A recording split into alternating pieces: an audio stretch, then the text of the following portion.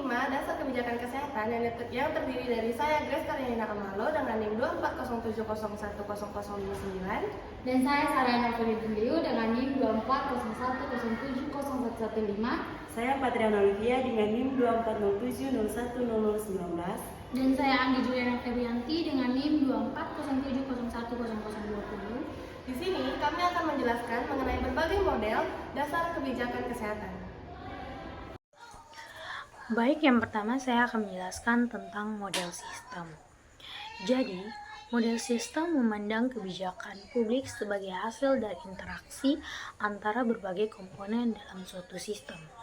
Dalam konteks ini, terdapat 5 elemen kunci yang harus diperhatikan. Yang pertama ada input, yaitu tuntutan dan dukungan dari masyarakat, serta faktor lingkungan yang mempengaruhi kebijakan. Yang kedua ada proses atau transformasi. Proses di mana input diolah menjadi kebijakan melalui berbagai mekanisme pengambilan keputusan. Yang ketiga ada output, kebijakan yang dihasilkan dari proses tersebut. Dan yang keempat ada feedback, yaitu umpan balik dari masyarakat dan lingkungan mengenai efektifan kebijakan yang telah diterapkan. Dan yang terakhir adalah lingkungan, yaitu konteks eksternal yang mempengaruhi semua elemen di atas model ini, yang berakar pada teori sistem yang dikembangkan oleh David Easton yang menekankan pentingnya hubungan antara input, proses, output, umpan balik, dan juga kebijakan. Contoh model sistem yang pertama yaitu dapat dilihat dari pengembangan kebijakan pendidikan. Misalnya ketika pemerintah merumuskan kebijakan tentang kurikulum pendidikan, mereka harus mempertimbangkan input, yaitu tuntutan dari masyarakat untuk pendidikan yang lebih baik, hasil survei tentang kebutuhan keterampilan, serta dukungan dari lembaga pendidikan. Dan yang kedua ada proses, yaitu diskusi dan konsultasi antara Kementerian Pendidikan, guru, dan ahli pendidikan untuk merumuskan kurikulum baru. Dan yang ketiga ada output, kurikulum yang baru yang ditetapkan oleh pemerintah. Dan yang keempat ada feedback, evaluasi dari guru dan siswa mengenai efektifan kurikulum baru serta adaptasi berdasarkan umpan balik tersebut. Baik, di sini saya akan membahas tentang model elit massa. Model elit massa dalam perumusan kebijakan adalah salah satu model yang dalam pendekatannya ini menekankan dalam proses perumusannya ini didominasi oleh beberapa kelompok individu atau seringkali disebut dengan kelompok elit. Sedangkan masyarakat ataupun massa itu sendiri seringkali bersifat pasif, yang dimana masyarakat tidak terlibat aktif dalam proses pembuatan kebijakan ini. Nah, dalam model ini dapat kita lihat adanya hubungan antara elit dan massa. Akan tetapi dalam penghasilan kebijakan ini seringkali lebih mencerminkan adanya kepentingan dari nilai-nilai elit itu sendiri. Nah, salah satu para ahli yaitu David Easton menjelaskan bahwa model elit massa adalah salah satu kebijakan yang dimana kita lihat adanya hubungan interaksi antara elit dan massa. Kebijakan ini biasanya mengalir dari atas dan turun ke bawah. Salah satu contoh dari penerapan model elit massa ini adalah kebijakan dari pemerintah yang menegaskan kepada pasien untuk menggunakan BPJS dalam menggunakan fasilitas rumah sakit swasta. Akan tetapi, ketika pemerintah sudah menegaskan hal ini, para petugas pelayanan kesehatan di rumah sakit ini sendiri seringkali menolak pasien-pasien ini. Hal ini dikarenakan karena biaya yang ada pada BPJS itu relatif sangat rendah. Oleh karena itu, banyak fasilitas kesehatan seperti rumah sakit swasta yang menolak dengan adanya kebijakan ini. Oleh karena itu, kebijakan ini seringkali tidak berdampak signifikan kepada masyarakat yang membutuhkan. Nah, salah satu contoh yang kedua ini kebijakan di mana kita lihat pemerintah telah mengeluarkan bantuan langsung tunai kepada masyarakat miskin. Nah, tentunya ketika sudah ditujukan untuk masyarakat miskin, banyak oknum-oknum atau dari kelompok-kelompok elit yang memotong biaya ini, di mana ketika dana sudah sampai pada masyarakat yang membutuhkan, dana tersebut sering dipotong. Hal ini juga membuat kebijakan ini tampak tidak signifikan bagi masyarakat yang lebih membutuhkan. Selanjutnya kita masuk ke model kebijakan yang ketiga, yaitu model kelompok.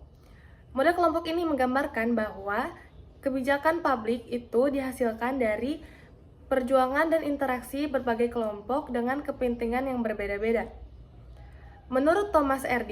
kepentingan itu merupakan titik keseimbangan yang dihasilkan dari konflik yang terjadi antar kelompok di mana kelompok-kelompok tersebut berusaha atau berupaya atau berbondong-bondong untuk mempengaruhi isi dan bentuk kebijakan yang sesuai dengan kepentingan mereka.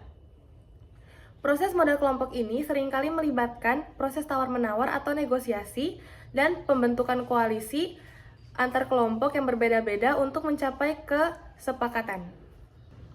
Baik, untuk contoh kasus model kelompok, yaitu kami mengambil kasus proses penetapan upah minimum di suatu daerah. Itu melibatkan dua belah pihak, yang pertama itu kelompok buruh dan yang kedua itu kelompok dari pengusaha. Nah, dari kelompok buruh ini mengadvokasi agar upah minimum mereka itu dinaikkan untuk meningkatkan kesejahteraan anggotanya.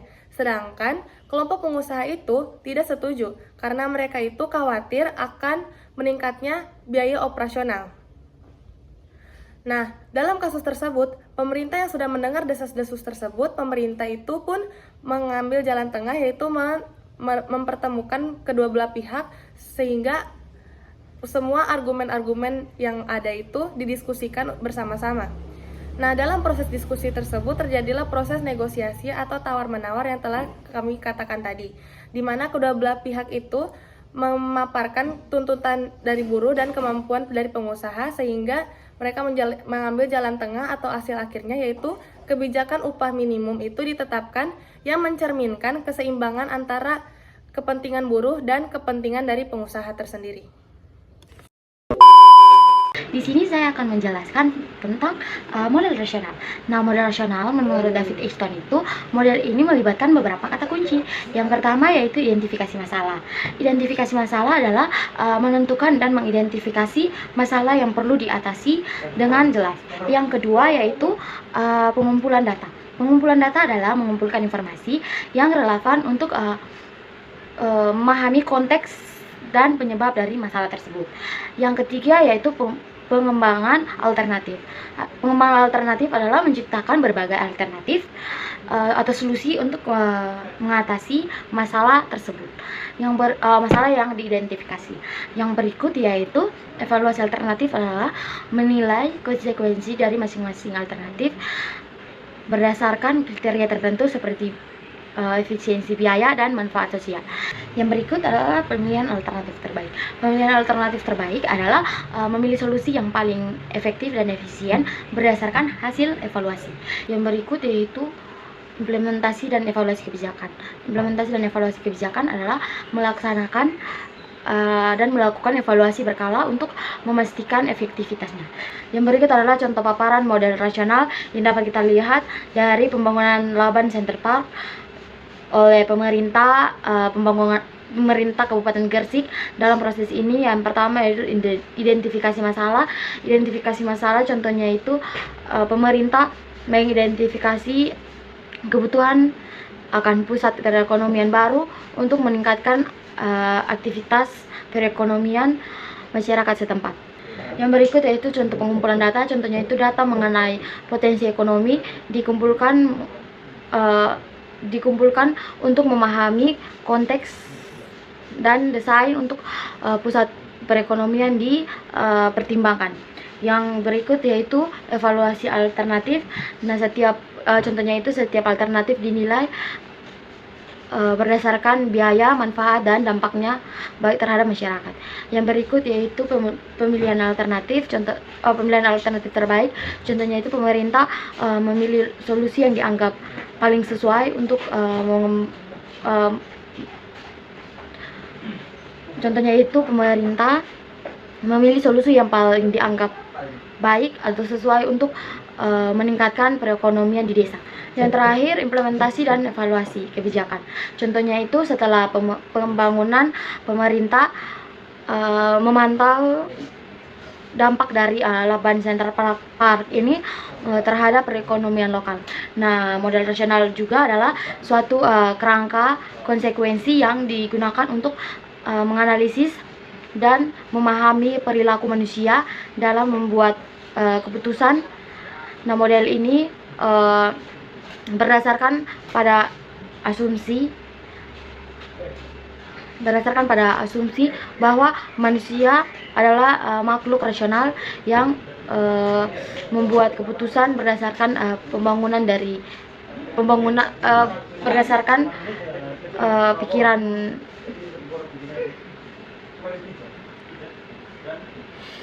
bahwa manusia adalah makhluk rasional yang membuat keputusan berdasarkan pertimbangan logis dan rasional.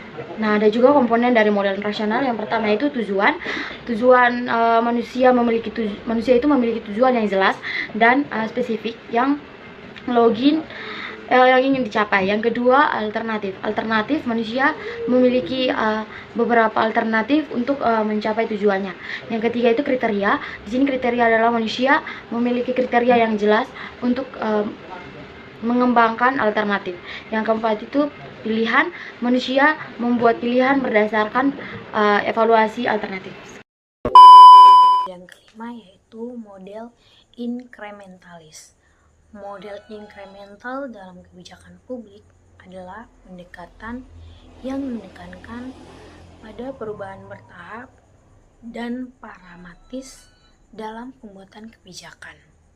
Model ini diperkenalkan oleh Charles L. Liblom dan sering disebut sebagai modeling approach yang mencerminkan proses pengambilan keputusan yang tidak selalu sistematis atau rasional, tetapi lebih bersifat adaptif terhadap situasi yang berkembang. Contoh model inkrementalis yaitu contoh penerapan model inkrementalis ini dapat dilihat dari kebijakan penanggulangan banjir yang ada di Indonesia.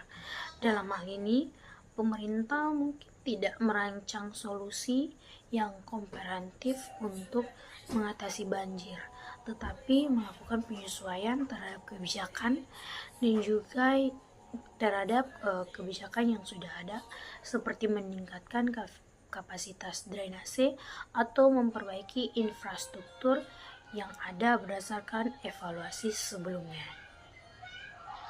Misalnya jika di daerah mengalami banjir akibat sistem drainase yang tidak memadai, maka pemerintah dapat melakukan perbaikan bertahap dengan meningkatkan ukuran saluran air atau menambah pompa tanpa harus menombak seluruh sistem drainase secara menyeluruh. Pendekatan ini memungkinkan bagi pemerintah untuk segera mengatasi masalah mendesak sambil terus mengevaluasi efektifan tindakan yang diambil. Baik, selanjutnya saya akan membahas tentang model institusional. Model institusional adalah salah satu model dalam perumusan kebijakan, yang dimana ia bersifat formulasi. Di sini dia bertujuan agar pemerintah ataupun lembaga-lembaga pemerintahan dapat berfungsi dan menjadi aktor utama dalam proses pembuatan kebijakan ini. Menurut para ahli ini sendiri, kebijakan ini dipandang sebagai arti yang berbeda-beda. Tentunya yang pertama menurut Agustino. Menurut Agustino itu sendiri, kebijakan berbentuk institusional ini adalah kebijakan yang dimana menegaskan adanya fungsi ataupun peran dari pemerintah dalam proses pembuatan kebijakan. Di sini masyarakat tidak perlu diikutsertakan dalam proses pembuatan kebijakan ini. Lalu yang kedua itu sendiri adalah menurut Abdul Aziz. Nah, menurut Abdul Aziz ini sendiri, model kebijakan institusional adalah model kelembagaan yang bersifat tradisional. Oleh karena itu tidak memerlukan atau tidak perlu mengikutsertakan stakeholder di dalamnya. Yang ketiga itu menurut Scott ini menjelaskan bahwa dalam model kebijakan ini harus adanya legitimasi. Nah, legitimasi ini berfungsi juga di mana organisasi publik dapat berperan. Dengan demikian, organisasi ini dapat memberikan harapan yang sesuai dengan keinginan dari luar. Oleh karena itu, masyarakat juga sepakat akan hal ini.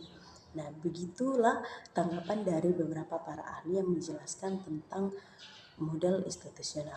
Selanjutnya adalah contoh. Nah, seperti contohnya itu pembentukan lembaga pada kasus COVID-19 pada tahun 2019 itu sendiri.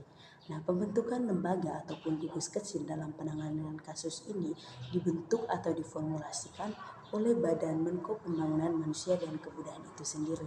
Selain itu juga diikutsertakan pula oleh Kementerian Kesehatan. Dan di sini juga adanya Badan Penanggulangan Bencana sebagai yang menjalani atau sebagai pelaksana. Nah, dari kebijakan ini dapat kita lihat adanya otoritas sendiri dari pemerintah tanpa mengikutsertakan masyarakat di dalamnya. Sekian presentasi dari kelompok kami. Jangan lupa like, Komen, share. sampai jumpa di kelas